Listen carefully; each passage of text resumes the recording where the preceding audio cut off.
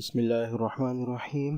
9th class biology हयातियात में आज हम इससे पहले हमने ब्लड के बारे में पढ़ा था, खून के बारे में, उसके जो पार्टिकल्स हैं उनके बारे में, white blood cells, red blood sales और प्लेटलेट्स के बारे में तफसील से पढ़ा था।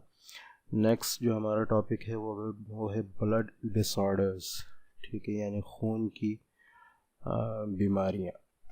तो यहाँ पहली बात तो ये कि डिसऑर्डर आम तौर पर बीमारियों को डिजीज़ का नाम दिया जाता है, लेकिन न्यू बुक्स में इसको डिसऑर्डर्स, पहले भी इससे पहले डिसीज़ कहा गया है, लेकिन डिसऑर्डर्स और डिजीज़ में थोड़ा सा फ़र्क है। वो ये कि वैसे तो ये दोनों एक दूसरे की जगह इस्तेमाल होते हैं, लेकिन डिसऑर्डर्स आम तौर पर जिस्म के अंदर उस ख़राबी का नाम है जो ख़ुद जिस्म के अंदर पैदा होती है।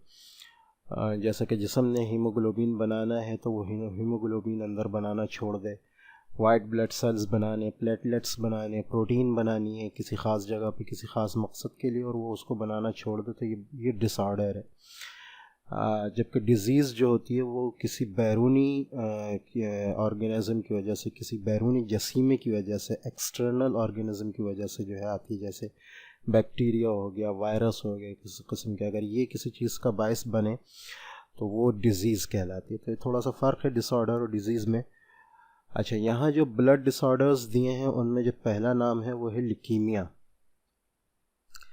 और ल्यूकीमिया के बारे में बताया है कि ये एक टाइप का कैंसर है जो 3 जगह को जो है वो ख़ास तौर पे अफेक्ट करता है।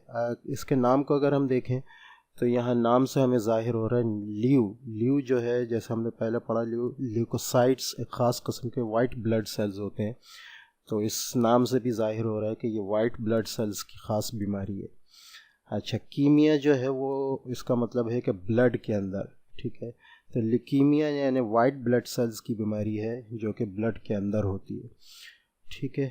तो it is a type of cancer that affects, 3 जगह अफेक्ट करती है, ब्लड को अफेक्ट करती है, क्यों कि उसके अंदर वाइट ब्लड सेल्स मौजूद होते हैं। बोन मैरो को अफेक्ट करती है इसलिए कि बोन मैरो असल जगह है जहाँ से वाइट ब्लड सेल्स बनकर आ रहे होते हैं। तीसरा, लिम्फेटिक सिस्टम को अफेक्ट करती है। लिम्फेटिक सिस्टम एक ख़ास सिस्टम होता है, खून से मिलता जुलता सिस्टम होता है जो पूरे जिस्म में दौड़ रहा होता है। इसका जो फ्लूइड होता है वो लिम्फ फ्लूइड कहलाता है। वो आपकी इस किताब में नहीं है, वो फर्स्ट या सेकंड ईयर में है।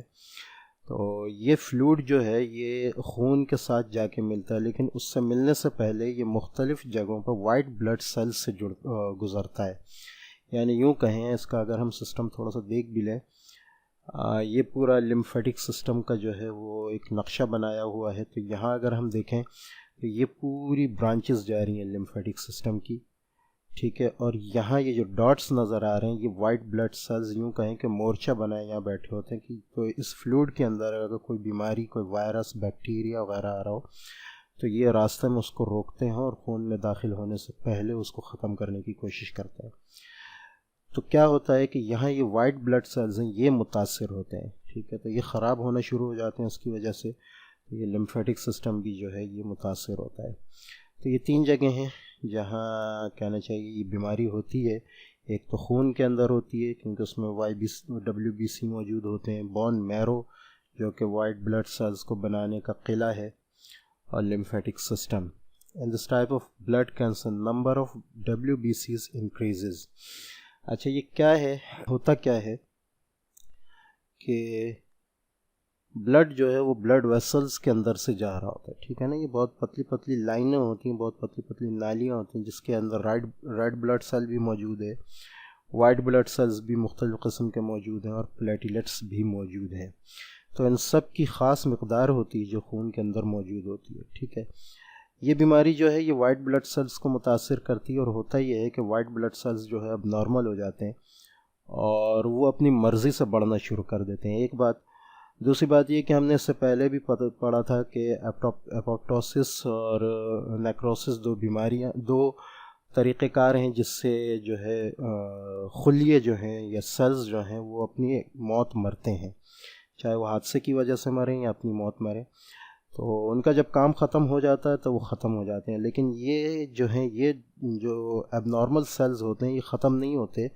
एक तो ये बढ़ना बहुत तेज़ी से शुरू करते हैं दूसरे ये कि मरते नहीं हैं। तो जब ये यहाँ बढ़ना शुरू करते हैं, अच्छा ये भी याद रखें कि ये वाइट ब्लड सेल्स के ही कहना चाहिए ये ख़राब सेल्स हैं, लेकिन ये चूँकि वाइट ब्लड सेल्स का काम ख़त्म कर देते हैं, यूँ कहें कि उस तरह काम नहीं कर रहे होते, तो उनका होना जो है वो नुकसानदेह हो जाता है। ये बहुत ज़्यादा मकदार में बढ़ने लगते हैं, जिसकी वजह से ये जगह कंजस्टेड हो जाती है, और इनके बढ़ने की वजह से रेड ब्लड सेल्स, प्लेटलेट्स और सही वाइट ब्लड सेल जो है वो अंदर कम होना शुरू हो जाते हैं। ठीक है, तो ये असल बीमारी है, ये एक टाइप का ब्लड कैंसर है, जिसमें कहना चाहिए कि जो वाइट ब्लड सेल्स हैं वो एबनॉर्मल हो जाते हैं, मरना नहीं ख़त्म होता उनका, बहुत ज़्यादा कहना चाहिए कि बढ़ना शुरू कर देते हैं, जिसकी वजह से सही white blood cells, red blood sales और प्लेटलेट्स जो है वो कम होना शुरू हो जाते हैं।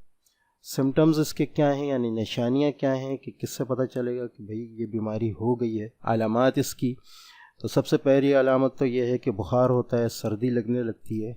ठीक है, अच्छा उसके अलावा ये कि इन्फेक्शंस होने लगते हैं, ऐसे इन्फेक्शंस जो बार बार होते हैं, बहुत ज़्यादा होते हैं। उसकी वजह ये है कि वाइट ब्लड सेल्स चूँकि एबनॉर्मल होना शुरू हो जाते हैं और उनकी कमी होना, सही वाइट ब्लड सेल्स की कमी होना शुरू हो जाती है, तो लिहाजा वो एक फ़ौज का काम जो ये दे रहे थे इससे पहले, वो देना ख़त्म कर देते हैं, और बीमारियां मुसलसल जो है वो अटैक करना शुरू कर देती हैं, जिससे इन्फेक्शंस वगैरह और मुख्तलिफ बीमारियां होने लगती हैं।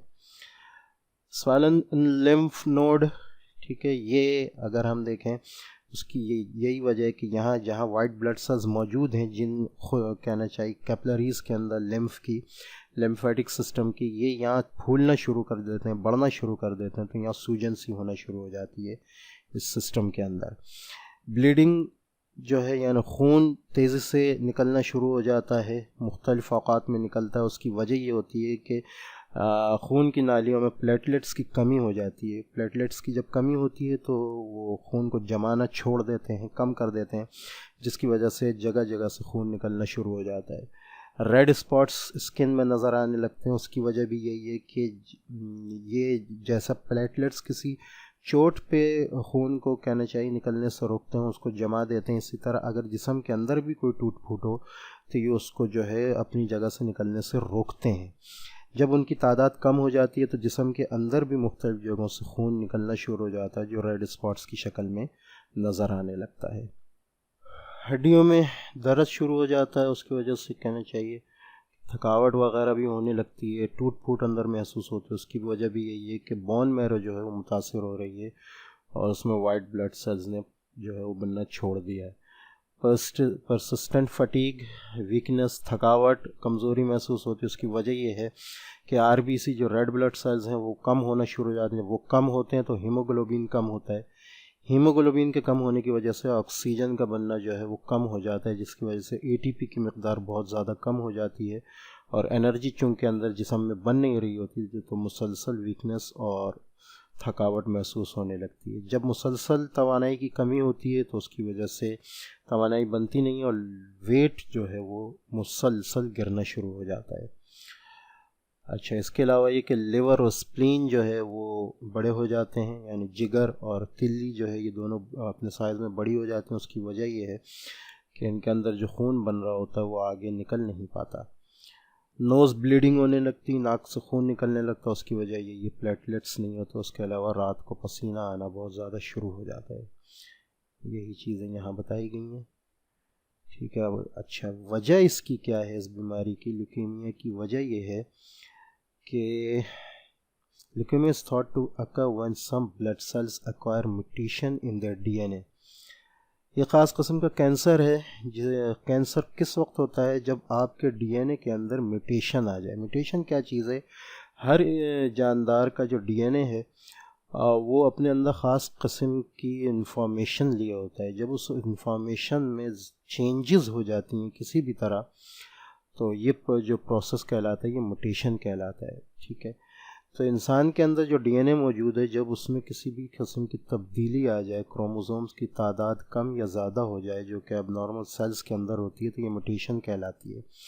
इस किस्म के सेल्स जो हैं वो अपनी मर्ज़ी से बढ़ना शुरू कर देते हैं, ये एबनॉर्मल सेल्स कहलाते हैं, और जब ये बढ़ते हैं तो मुसलसल डिवाइड होते हैं और रुकते नहीं हैं। एक तो रुकते नहीं हैं, दूसरे मरते नहीं हैं, जिसकी वजह से ये जो नॉर्मल सेल्स होते हैं उनको डिस्ट्रॉय करने लगते हैं, तबाह करने लगते हैं और अपनी जगह जिस्म के अंदर बनाने लगते हैं।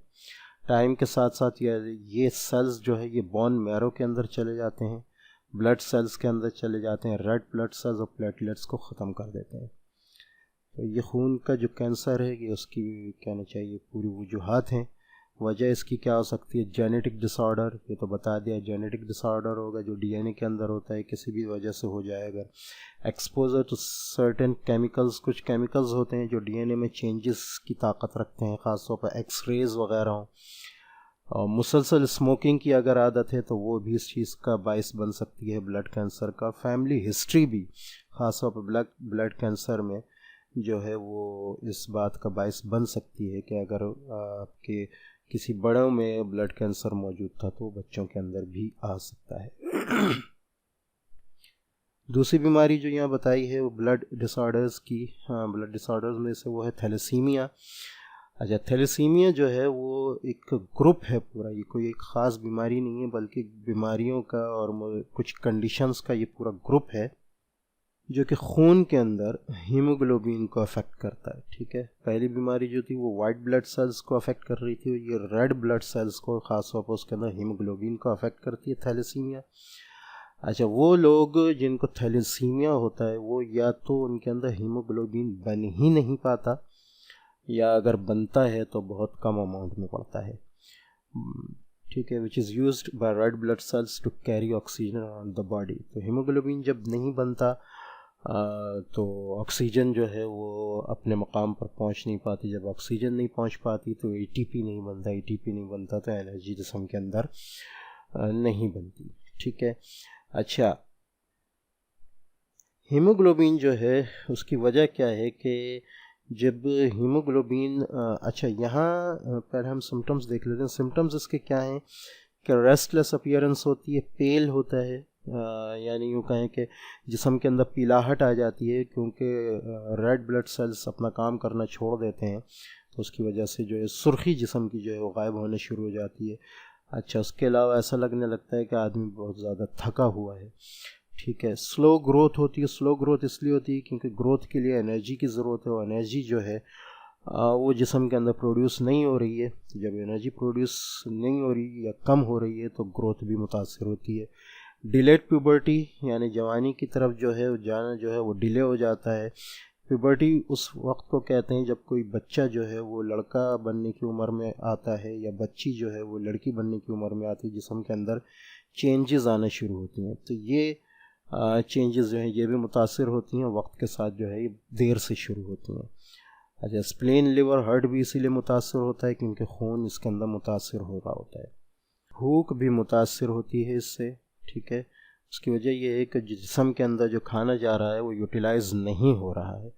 जब वो यूटिलाइज़ नहीं हो रहा तो ये कि मज़ीद भूख नहीं लगती है। डार्क यूरिन इस वजह से होता है कि जिस्म के अंदर असल में जब हीमोग्लोबिन, हमने ये पहले पढ़ा भी है हीमोग्लोबिन में, कि जब वो बर्न होता है, वो जलता है, तो उसके बाद एक बाइल सप्लीमेंट प्रोड्यूस होता है, बाइल पिगमेंट्स प्रोड्यूस होते हैं। बाइल पिगमेंट्स जो हैं वो येलो कलर के होते हैं, और उन्हीं येलो कलर की वजह से यूरिन जो है वो येलो कलर का हमें दिखता है। जब वो हीमोग्लोबिन ही नहीं होता तो बाइल पिगमेंट नहीं बनते। जब बाइल पिगमेंट नहीं बनते तो यूरिन का कलर जो है वो डार्क हो जाता है। इसके अलावा जो है जॉन्डिस भी इसमें हो सकता है। थैलेसीमिया जो है, थैलेसीमिया की दो किस्में हैं, मेजर की यहाँ बात की है और ये माइनर है। तो थैलेसीमिया माइनर और मेजर में जो फ़र्क है असल में जहाँ हमने देखा, तो यहाँ हम ये पढ़ चुके हैं, ये इनहेरिटेड होती है, यानी मौरूसी बीमारी है। मौरूसी बीमारी का मतलब ये है कि ये बीमारी आपके आबा अजदाद की तरफ से जो है, बाप या माँ की तरफ से ख़ास तौर पर आ सकती है। उसकी वजह क्या होती है कि आपके जिस्म के अंदर, किसी भी इंसान के जिस्म के अंदर 2 क्रोमोसोम्स आ रहे होते हैं, हम बहुत तफसील से पहले भी पढ़ चुके हैं, जिसमें एक माँ की तरफ से आ रहा होता है और एक बाप की तरफ से आ रहा होता है। ठीक है, इसके अंदर 2 चीज़ें हैं। ठीक है,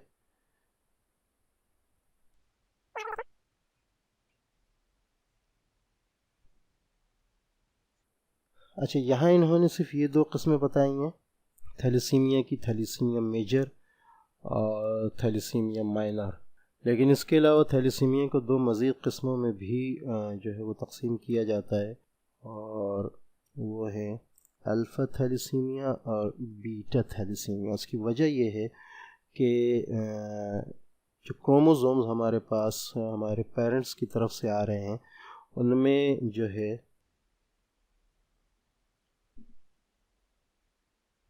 दो मॉलिक्यूल्स अल्फ़ा के आते हैं, दो मॉलिक्यूल्स बीटा के आते हैं। इसी तरह यहाँ मदर की तरफ से दो मॉलिक्यूल्स अल्फ़ा के, दो बीटा के आते हैं।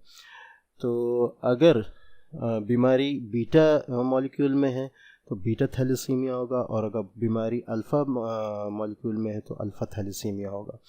अब अगर होता यह है कि अगर एक क्रोमोसोम ख़राब आया है, ठीक है, उसका अल्फ़ा सही काम नहीं कर रहा, तो दूसरा अल्फ़ा इतना काम कर रहा होता है जिस्म के अंदर कि कुछ ना कुछ हीमोग्लोबिन बन रही होती है जो अपना काम कर रही होती है। उसकी कमी हमें उस वक्त दिखती है जब हम उसका CBC टेस्ट करवाएं, ठीक है। लेकिन अगर ये बीमारी दोनों क्रोमोसोम्स की तरफ से आ रही है, चाहे वो अल्फ़ा में हो या बीटा में हो, ठीक है, तो जो ऑफस्प्रिंग आएगा, जो औलाद आएगी, उसके अंदर थैलेसीमिया मेजर आएगा, ठीक है। उसमें इसको नुकसान ये होगा कि उसमें जो है हीमोग्लोबिन बिल्कुल भी नहीं बन पाएगी, और उसकी वजह से जो है उसको जो है हीमोग्लोबिन की ज़रूरत पड़ेगी, RBC की ज़रूरत पड़ेगी। फिर जो है ये जब थैलेसीमिया मेजर होता है तो फिर उसके लिए ब्लड ट्रांसफ्यूजन की ज़रूरत होती है। पूरा का पूरा जिस्म का जो ब्लड है वो चेंज करके नया ब्लड उसके अंदर डाला जाता है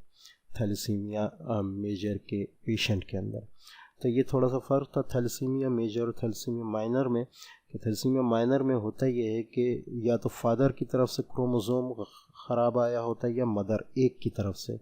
तो जिस तरफ से सही आया होता है वो किसी न किसी हद तक काम कर रहा होता है, RBC और हीमोग्लोबिन बना रहा होता है, जिसकी वजह से पता नहीं चलता। बहुत से लोग ऐसे होते हैं कि पूरी ज़िंदगी थैलेसीमिया में गुजार देते हैं लेकिन पता नहीं चलता। लेकिन अगर दोनों क्रोमोसोम्स में ये बीमारी हो, जो मदर की तरफ से आ रहा है, जो फादर की तरफ से आ रहा है, दोनों के अंदर, तो फिर उसमें ये चीज़ है कि थैलेसीमिया मेजर बनेगा, और उस बीमारी की वजह से उस बच्चे को कहना चाहिए पैदा होते ही उसको थैलेसीमिया की बीमारी होगी, और वो उसको जो है ब्लड ट्रांसफ्यूशन की सारी ज़िंदगी ज़रूरत पड़ेगी। तो ये बीमारियां थीं ब्लड की, जो कि हमें आगे इंशाल्लाह हार्ट के बारे में, दिल के बारे में है कि उसके क्या फंक्शन है, क्या स्ट्रक्चर है, क्या साख्त है, तो वो हम इंशाल्लाह नेक्स्ट क्लास में पढ़ेंगे।